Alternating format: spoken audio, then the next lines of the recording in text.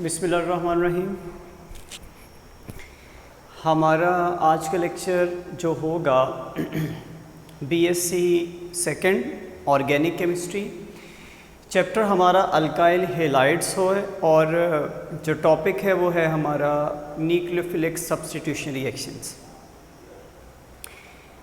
Nucleophilic substitution reaction के बारे में जो प्राइमरी नॉलेज है वो मैंने पिछले लेक्चर में डिलीवर किया। आज हम मैकेनिज़्म स्टडी करेंगे न्यूक्लियोफिलिक सब्स्टिट्यूशन रिएक्शंस के लिए। तो याद रखें, प्रॉपरली बात करें तो दो तरह के मैकेनिज़्म हमको स्टडी करना होते हैं न्यूक्लियोफिलिक सब्स्टिट्यूशन रिएक्शंस के लिए। One is SN1, second is called SN2। तो मैं यहाँ पे इन दोनों को इकट्ठा स्टडी करूँगा। उन दोनों के दरमियान जो पॉइंट ऑफ डिफरेंशिएशन होंगे हम एक ही लेक्चर में उनको स्टडी करेंगे। SN1 यानी न्यूक्लियोफिलिक सब्स्टिट्यूशन रिएक्शन यूनिमॉलिक्यूलर बोला जाता है और SN2 को बाईमॉलिक्यूलर बोला जाता है। ऐसा क्यों है कि मैं आपको जब रेट एविडेंस दे रहा हूँगा वहाँ पे मैं एक्सप्लेन करूँगा। एक दफ़ा फिर से मैं रिपीट करता चलूँ, जो न्यूक्लियोफिलिक सब्स्टिट्यूशन रिएक्शंस होते हैं उसमें जब एक न्यूक्लियोफाइल अटैक करता है किसी अल्काइल हैलाइड सबस्ट्रेट मॉलिक्यूल के ऊपर, तो उसमें सबस्ट्रेट में एक लिविंग पार्ट होता है। वो लिविंग पार्ट जो है, जैसे यहाँ पे ये आप देख सकते हैं, ये पूरा सबस्ट्रेट मॉलिक्यूल है। इस सबस्ट्रेट मॉलिक्यूल में ये जो क्लोरीन पोर्शन है, ये क्लोराइड आयन की शक्ल में जब रिलीज़ होगा तो ये वाला जो होगा वो लिविंग ग्रुप होगा सबस्ट्रेट पोर्शन का, और एक न्यूक्लियोफाइल जो होगा वो इसके ऊपर अटैक कर रहा होगा। यहाँ पे मैं आपको बताऊंगा एक न्यूक्लियोफाइल कैसे अटैक करेगा और लिविंग ग्रुप कैसे उसको छोड़ के जाएगा। लिविंग ग्रुप का जाना और न्यूक्लियोफाइल का अटैक करना, तो कैसे न्यूक्लियोफाइल एक लिविंग ग्रुप की जगह लेगा सबस्ट्रेट मॉलिक्यूल में, ये दो तरह से मुमकिन हो पाता है। हम इसी दो मैकेनिज़्म को स्टडी करेंगे जिनमें से एक SN1 होगा और दूसरा SN2 होगा। सबसे पहले मैं SN1 की बात करता हूँ, यानी न्यूक्लियोफिलिक सब्स्टिट्यूशन रिएक्शन यूनिमॉलिक्यूलर। तो ऐसे में ये जो मैकेनिज़्म है ये 2 स्टेप है, 2 स्टेप में ये मुकम्मल होगा। पहले स्टेप में आयोनाइजेशन होती है, that is a slow process, और दूसरे अमल में जो न्यूक्लियोफिलिक होगा, वो न्यूक्लियोफाइल होगा, वो अटैक करेगा। पहले स्टेप में आयोनाइजेशन होगी, ionization is a slow process, और सेकंड में जो न्यूक्लियोफाइल होगा वो अटैक करेगा, that will be a fast process. ये देखिए हमारे पास एक टर्शरी ब्यूटाइल क्लोराइड है। टर्शरी इसलिए है क्योंकि क्लोरीन जिस कार्बन के साथ अटैच है वो फर्दर 3 कार्बन के साथ अटैच है। ये देखें 1, 2 और 3, तो ये टर्शरी ब्यूटाइल क्लोराइड होगा। पहले प्रोसेस में ये होगा, that is a slow process, chlorine जो यहाँ से रिलीज हो जाएगी क्लोराइड आयन की शक्ल में, and this will be our carbocation. Carbocation जो है वो सेंट्रल कार्बन पे उसके ऊपर पॉजिटिव चार्ज है। पहला जैसे ही स्टेप खत्म होगा तो दूसरे स्टेप में अब न्यूक्लियोफाइल अटैक करेगा। यहाँ पे न्यूक्लियोफाइल मेरे पास वाटर मॉलिक्यूल है विद इट्स 2 लॉन पेयर्स। ये जो होगा वो अटैक करेगा कार्बोकेटॉन के ऊपर और उसकी जगह अटैच हो जाएगा। यहाँ से चौथी साइड जो होगी वो वाटर की सूरत में अटैचमेंट हो जाएगी यहाँ पे। बट यहाँ पे आप एक फिर से बात याद रखें, first process is the ionization process, that is a slow one, and second is the attack of the nucleophile, that is a fast one. और हम जानते हैं जब एक रिएक्शन जो है एक से ज़्यादा स्टेप्स पे मुश्तमिल हो तो रेट ऑफ रिएक्शन को फाइंड करने के लिए we will have to find out the slowest step, and that slowest step will be called as a rate determining step. So remember, in SN1 the production of carbocation or the ionization process is a slower one, so this slower one reaction will be called as a rate determining step. तो जब भी आप किसी reaction के rate और kinetics को study करते हैं हम हमेशा स्लो स्टेप के एतबार से करेंगे जो कि रेट डिटरमाइनिंग स्टेप होगा। तो मैं यहाँ पे ये बात मानता हूँ कि पूरे के पूरे रिएक्शन के रेट को कंट्रोल कर रहा होगा फर्स्ट वन, ये वाला स्टेप, और इसलिए जब मैं इसके काइनेटिक एविडेंस की तरफ जाऊँगा या काइनेटिक स्टडी करूँगा तो मैं इसका रेट जो होगा that will be directly proportional to the initial concentration of the substrate molecule.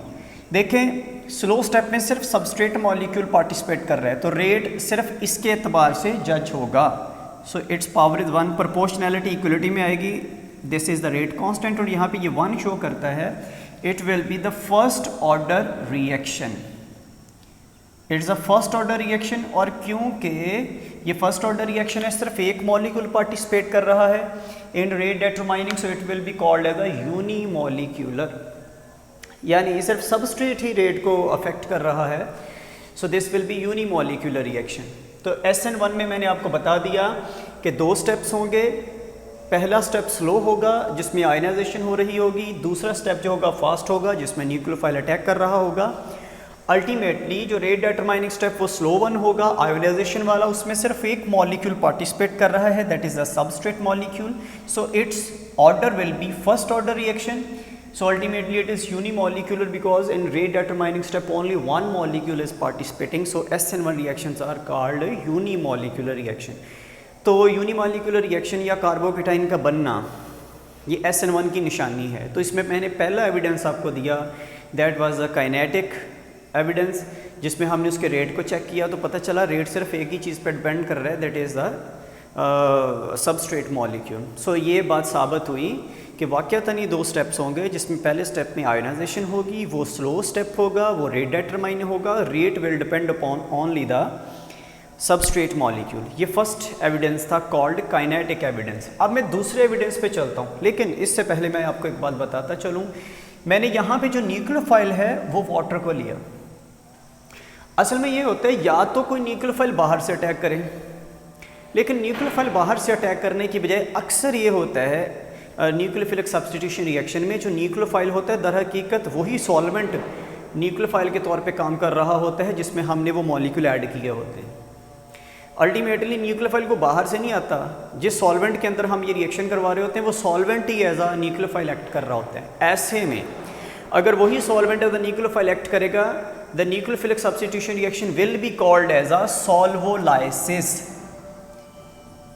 It will be called as a solvolysis, yani reaction in which solvent act as a nucleophile itself.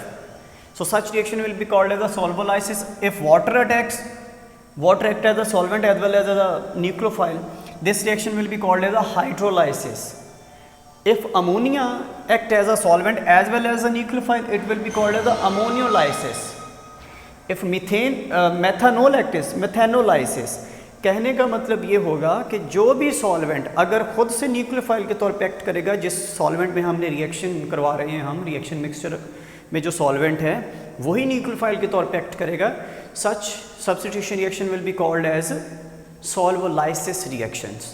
तो ये सॉल्वोलाइसिस हो जाएगा। अब मैंने kinetic evidence SN1 का दिया, अब मैं दूसरे एविडेंस पे चलता हूँ, that is stereochemical evidence. Stereochemical evidence में आपको एक बात बताता चलूँ, जो हमारा सबस्ट्रेट मॉलिक्यूल होता है उसमें कार्बन 4 चीज़ों के साथ कनेक्ट है। ये 3 मिथाइल ग्रुप यहाँ पे थे और 1 क्लोरीन था। So before attack the central carbon of the substrate molecule is sp3 hybridized. जैसे ही पहले स्टेप में कार्बोकेटाइन चला जाता है, so now the carbon is attached with 3 things, so it means that it changes its hybridization state from sp3 to sp2। Ultimately जैसे ही ये कार्बोकेटाइन बनता है, पहले sp3 हाइब्रिडाइज था, ये फॉर्म जो थी एकदम से ये sp2 में आ गया।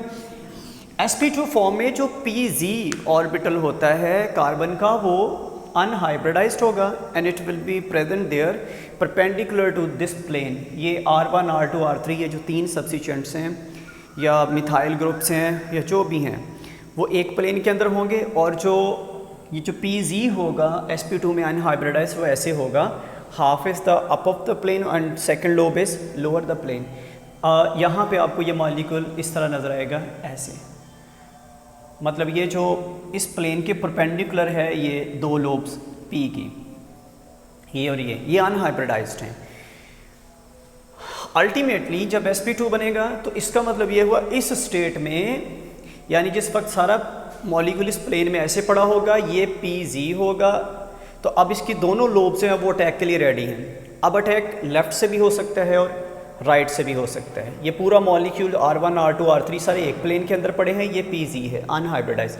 इस तरफ से भी अटैक रिसीव कर सकता है, इस तरफ से भी अटैक रिसीव कर सकते हैं। याद रखें यहाँ पे लीविंग ग्रुप पहली क्लोरीन था वो रिमूव हो चुका, अब ये जगह भी खाली है, ये जगह भी खाली। अगर उसी साइड से आके अटैक हो न्यूक्लियोफाइल का, जिस साइड से क्लोरीन गया है, इसको हम बोलेंगे रीटेंशन। जैसे ये देखें, Y is any attacking species, जैसे वाई ने अटैक किया न्यूक्लियोफाइल ने, अगर जिस तरफ से ये एक्स गया है वहीं पे वाई अटैच होगा, इट विल बी रीटेंशन। जैसे ये देखें, इस साइड पे एक्स था, यहाँ से अटैक हुआ, रीटेंशन। बट अगर अपोजिट साइड से अटैक होगा, इट विल बी इन्वर्जन। तो ये इन्वर्जन है, यानी ये रीटेंशन होगी और this will B inversion. 50% chances of attack are from the retaining position और 50% chances of attack are from the inverted position. So 50-50 product होंगे, यानी 50% रिटेंशन आपको नज़र आएगी और 50% इन्वर्जन आपको नज़र आएगी SN1 में। और ये निशानी किसकी है? फॉर्मेशन ऑफ कार्बोकेटाइन की। कार्बोकेटाइन किस में बनते हैं? SN1 में। तो SN1 रिएक्शन के लिए जो दूसरा एविडेंस होगा, stereochemical evidence, that will be the 50% conversion and inversion and 50% retention. तो ऐसे में क्या होगा? One product will be the sinister, second will be the rectus, ultimately racemisation occurs. Racemisation process क्या है? रेसिमिक मिक्सचर वो होता है जिसमें 50% इन्वर्जन होती है, 50% यानी रेक्टस प्रोडक्ट, 50% हमारे पास सिनिस्टर प्रोडक्ट। अल्टीमेटली जब ये दोनों मर्ज होते हैं, they are enantiomers of each other and this process 50-50 enantiomers में एक रेसिमाइजेशन, यानी पूरा रेसिमिक मिक्सचर जो हमें नज़र आएगा। कुछ पहले वाले प्रोडक्ट होंगे तो कुछ नए जो बनेंगे इन्वर्टेड बनेंगे, तो कुछ रेसिमाइजेशन 50% रेसिमाइजेशन आपको नज़र आएगी। अल्टीमेटली तीसरे हम एविडेंस पे चलते हैं, दैट इज़ रीअरेंजमेंट।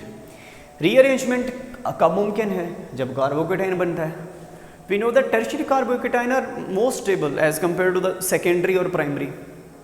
सो यहाँ पे मैंने आपको एक एग्जांपल दी। मेरे पास एक प्राइमरी अल्काइल हैलाइड है, तो पहले स्टेप में जैसे ब्रोमाइड ग्रुप जाता है तो ये प्राइमरी कार्बोकेटाइन बनता है। प्राइमरी कार्बोकेटाइन क्यों है? क्योंकि इस कार्बोकेटाइन यहाँ पे पॉजिटिव चार्ज है, अल्टीमेटली वो सिर्फ ऐसे कार्बन से अटैच, वो फर्दर एक कार्बन के साथ अटैच है, इसके लिए अल्फा सिर्फ एक कार्बन है। So ultimately it is a primary. But फॉरन ये CH3 क्या होता है? रीअरेंज हो जाएगा, इस CH2 के साथ जाएगा, ये कार्बन पॉजिटिवली चार्ज हो जाएगा। अब ये जो कार्बोकेटाइन जिस पॉजिटिव कार्बन की वजह से बन रहा है, फर्दर वो 3 कार्बन के साथ अटैच हो रहा है। So it now it will be the tertiary carbocation. और अब जब अटैक होगा हमारे न्यूक्लियोफाइल का, वो टर्शियरी कार्बन पे आता है यहाँ पे, यानी this oxygen will attack on the tertiary carbon. सो यहाँ पे ये प्राइमरी पे अटैच नहीं होता वाटर, ये टर्शियरी पे होता है। तो इसका मतलब ये हुआ कहीं ना कहीं तो कार्बोकेटाइन की रीअरेंजमेंट हुई है, और रीअरेंजमेंट का होना कार्बोकेटाइन की प्रेजेंस को शो करता है, और कार्बोकेटाइन का बनना SN1 को शो करता है। सो यहाँ पे मैंने आपको SN1 के बारे में बताया। इनिशियली पहले स्टेप में आयोनाइजेशन होती है, दूसरे स्टेप में अटैक ऑफ न्यूक्लियोफाइल होता है। पहला स्टेप स्लो होता है, कॉल्ड रेट डिटरमाइनिंग स्टेप। दूसरा स्टेप फास्ट है, attack of the nucleophile. So SN1 यानी जो 2 स्टेप मैकेनिज़्म है, उसके सबूत के लिए मैंने आपको 3 एग्जांपल्स दिए हैं। पहला मैंने आपको काइनेटिक एविडेंस दिया। तो काइनेटिक एविडेंस में क्या होता है? हमने देखा it is the first order. Second evidence मैंने आपको दिया स्टीरियोकेमिकल एविडेंस, जिसमें 50% इन्वर्जन और 50% रिटेंशन होती है। तीसरा जो मैंने आपको एविडेंस दिया वो था रीअरेंजमेंट, जिसमें प्राइमरी से सेकेंडरी और टर्शियरी कार्बोकेटाइन की फॉर्मेशन होती है। अब मैं बात करता हूँ बाई मॉलिक्यूलर यानी SN2। सारा कुछ अपोजिट है SN1 से। जो जो हम SN1 में पढ़ चुके हैं वहाँ पे आपको उलट नज़र आएगा। मसलन ये 2 स्टेप मैकेनिज्म एट था on single step mechanism.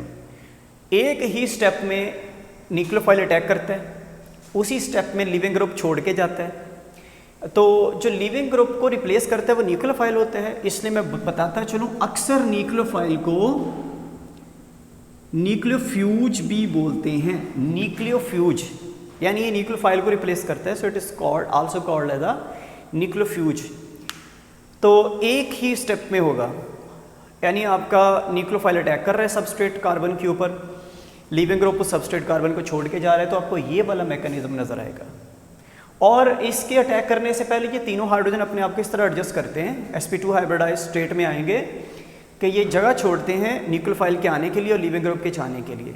So because attacking of the nucleophile and leaving out of the leaving group, take place in a single step, so it is also called a concerted mechanism. हम इसको concerted mechanism भी बोलते हैं। Concerted means single step mechanism जिसमें nucleophile आ रहा है, leaving group छोड़ के जा रहा है, एक ही स्टेप में साइमल्टेनियस हो रहा होता है। तो साइमल्टेनियस प्रोसेस के लिए आप उसको कंसर्टेड मैकेनिज्म का नाम देंगे। सो SN2 mechanism is also called concerted mechanism या न्यूक्लियोफिलिक सब्स्टिट्यूशन बाई मॉलिक्यूलर। अब जब हम इसका रेट स्टडी करते हैं, काइनेटिक स्टडीज़ होती हैं इसकी, तो हमें पता चलता है क्योंकि ये तो एक ही स्टेप में है, वही रेट डिटरमाइनिंग स्टेप है, तो उस स्टेप में सबस्ट्रेट का मॉलिक्यूल भी शामिल होगा और हमारा न्यूक्लियोफाइल भी शामिल होगा। So the rate of the SN2 mechanism, rate of the reaction of the SN2 following the SN2 mechanism will depend upon the concentration of two things. One will be the substrate molecule, other will be the nucleophile. So its order will be equal to 1 plus 1. It will be second order reaction.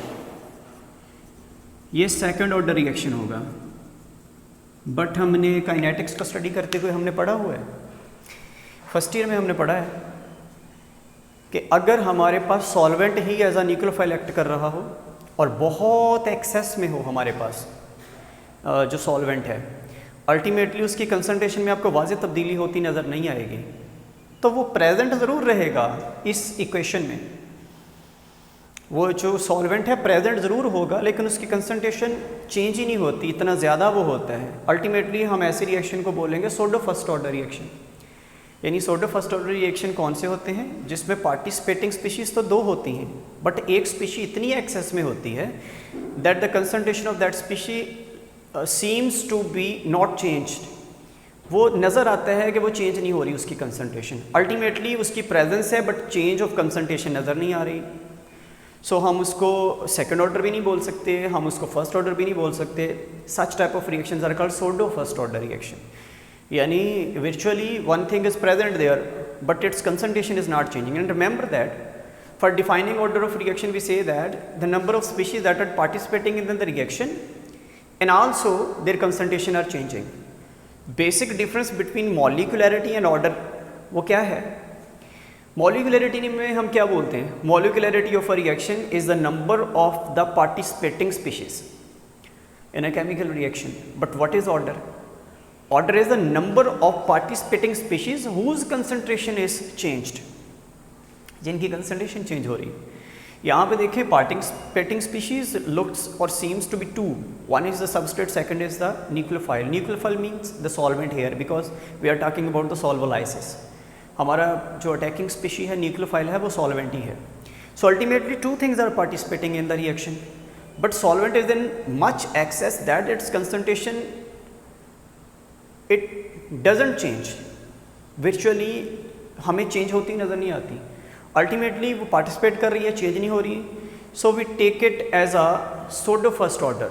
मतलब हम उसकी presence को मान रहे हैं but उसके concentration को बदलता हुआ नहीं देख रहे, तो सेकंड ऑर्डर भी नहीं बोलते, उसको बिल्कुल नेग्लेक्ट करके फर्स्ट ऑर्डर भी नहीं मान रहे, we are taking it as a pseudo first order. So ये सोडो फर्स्ट ऑर्डर रिएक्शन है। नॉर्मली बाई मॉलिक्यूलर रिएक्शन अगर न्यूक्लियोफाइल बाहर से आए, सॉल्वेंट ना हो, तो फिर इसको हम सेकंड ऑर्डर बोल सकते हैं। सो इस काइनेटिक से साबित होता है कि it consist of on a single step जिसमें न्यूक्लियोफाइल भी पार्टिसिपेट कर रहा है, सबस्ट्रेट मॉलिक्यूल भी मौजूद है। अब स्टीरियोकेमिकल एविडेंस अगर इसका देखेंगे तो ये मेरे पास एक मॉलिक्यूल है, ऑक्टाइल क्लोराइड है। ऑक्टाइल क्लोराइड में मैंने ऑक्टाइल आयोडाइड है, मैंने एक दूसरे आयोडाइड को इससे रिप्लेस करना चाहता हूँ। इस आयोडाइड में और इस आयोडाइड में एक फ़र्क है, ये लिविंग ग्रुप है, ये न्यूक्लियोफाइल, बट ये रेडियो एक्टिव है और ये स्टेबलाइज्ड है। तो रेडियो एक्टिव आयोडाइड ने स्टेबलाइज्ड आयोडाइड को चेंज करना है, तो मैंने रेडियो एक्टिव इसलिए यूज़ किया ताकि मैं मैकेनिज्म ऑफ रिएक्शन को फॉलो कर सकूँ by the process of radio activity. हम जानते हैं कि रेडियो एक्टिविटी से हम मैकेनिज्म ऑफ रिएक्शन को स्टडी कर सकते हैं, तो मैंने इसलिए रेडियो एक्टिव आयोडाइड इस्तेमाल किया ताकि मुझे पता चले कितना सिनिस्टर और कितना रेक्टस प्रोडक्ट है मेरे पास। जब ये नहीं था, स्टेबलाइज्ड आयोडाइड था, तब ये रेक्टस 2 ऑक्टाइल आयोडाइड था, लेकिन जब इसने इसको रिप्लेस कर दिया रेडियो एक्टिव आयोडाइड ने, तो ये सिनिस्टर 2 ऑक्टाइल हो गया, ऑक्टाइल आयोडाइड। तो जब मैं इस रिएक्शन मिक्सचर के अंदर देखूंगा तो मुझे यहाँ पे पता चलेगा कि क्योंकि ये कंसर्टेड मैकेनिज्म है, इसलिए जो अटैकिंग चांसेस होते हैं न्यूक्लियोफाइल के पास, जो पहले दो थे कि it can attack from the right side as well as from the left side, but यहाँ पे क्योंकि उसी स्टेप में आना है, उसी स्टेप में लिविंग ग्रुप ने छोड़ के जाना है, यानी न्यूक्लियोफाइल के अटैक करने से पहले लिविंग ग्रुप ने छोड़ा नहीं मॉलिक्यूल को, इसलिए वो चांस ही नहीं देता कि उसकी साइड से अटैक हो, वो उसके अपोजिट साइड से अटैक होने देगा, यानी 100% इन्वर्जन होगी, आपके पास रिटेंशन के चांस नहीं। यानी जिस तरफ से लिविंग ग्रुप जा रहा है उधर से न्यूक्लियोफाइल अटैक नहीं कर पाएगा, because leaving group is present there already. अब वो नहीं जा रहा, पहले नहीं गया वो अटैक से पहले। So ultimately 100% inversion takes place. तो जब 100% इन्वर्जन होगी तो आपको बनते हुए जो प्रोडक्ट हैं वो एकदम से एक रेसिमाइजेशन नज़र आएगी, उसके बाद रेसिमाइजेशन ख़त्म होती हुई नज़र आएगी, क्योंकि वो सारे के सारे जो सिनिस्टर थे वो रेक्टस में कन्वर्ट होना शुरू हो जाएंगे। But in the middle of the reaction half will be the rectus, half will be the sinister. So ultimately यहाँ पे 50% इन्वर्जन और 50% रिटेंशन होती है, और यहाँ पे 100% इन्वर्जन आपको होती हुई नज़र आएगी। So these were some differences between SN1 and SN2। सो हमारा आज का लेक्चर ख़त्म होता है। अल्लाह हाफ़िज़।